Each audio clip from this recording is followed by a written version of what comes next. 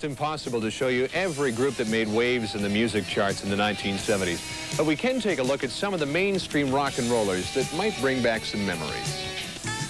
In the 1970s, the Canadian music industry finally became established. Anne Murray took over from Gordon Lightfoot as the Canadian. We saw the birth of a healthy recording industry. And artists who've been surviving in Canadian music for years were launching new careers. One of those people was Burton Cummings. In 1976, a new attitude began to grow among street people. In New York, groups like the Ramones wanted to get back to the roots of rock and roll. They played basic music with little embellishment. They toured England and turned a whole generation of disenchanted British youth onto their new punk sound. The British took that sound one step further, and now they're bringing it back here and changing our attitudes about music. Likely to see a German invasion with groups like Kraftwerk, who have broken new ground in electronic music. Along with your albums, you'll probably be buying a lot of video discs and tapes. One man who's always been at the leading edge of what's happening is David Bowie. He's been in Berlin for the last while, producing some amazing videotapes. Here's David Bowie. That's our show for tonight. We'll be back Saturday nights at 11 and Sunday nights at 6. On The New Music. Welcome to The New Music. I'm J.D. Robert. And I'm Jeanne Beker. I understand that you had yourself a couple of wonderful days in New York City with Roger Daltrey, John Entwistle, and Kenny Jones of The Who. It was pretty wonderful, J.D. I wasn't with The Who the whole time I was there. Isn't that what Margaret Trudeau said about the Stones?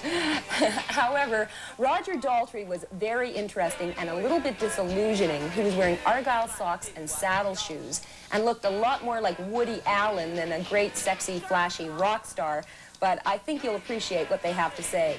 And I understand you spent some time with Matt Minglewood. Yeah, that's right. Matt Minglewood is the founder and leader of the Minglewood Band, who you're going to see next Saturday night at 11 in a New Music special simulcast. Now, Matt is your typical Down-Easter. He lives in Glace Bay, Nova Scotia, sings songs about the Maritimes, and he's such a small-town guy, he doesn't even want to move to Halifax. But one thing he does know how to do is make rock and roll, and I think that you're going to like that.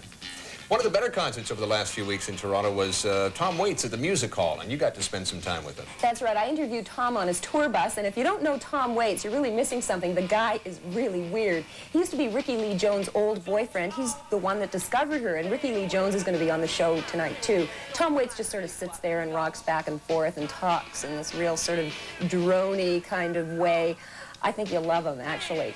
If you've ever been to a midnight performance of the Rocky Horror Picture Show here in town, you might have seen Jeannie there a couple of times wearing her construction helmet with a candle on top of her head, because you are a real Rocky Horror Picture Show fan. That's right. I love the movie, and one of the reasons I love it so much is because Tim Curry's in it, and he plays the part of Dr. Frankenfurter, that sweet transvestite from Transylvania. But Tim does a lot more than just dress up and drag, and we'll get a sampling of just what he's up to a little bit later on. You know, I've never seen that show. Well, you're missing something, J.D. It's on every Friday and Saturday night at midnight here in Toronto. I'll make a point to go see it. Okay, we've got Blondie on the show tonight, too. That's right, Blondie, who 5 years ago were playing in a dank little club in New York City's Bowery district called CBGB's. Since then, have gone on to gain themselves international recognition, got a recording contract, and have sold well over 1 million albums, and are really moving up in the world. From New York.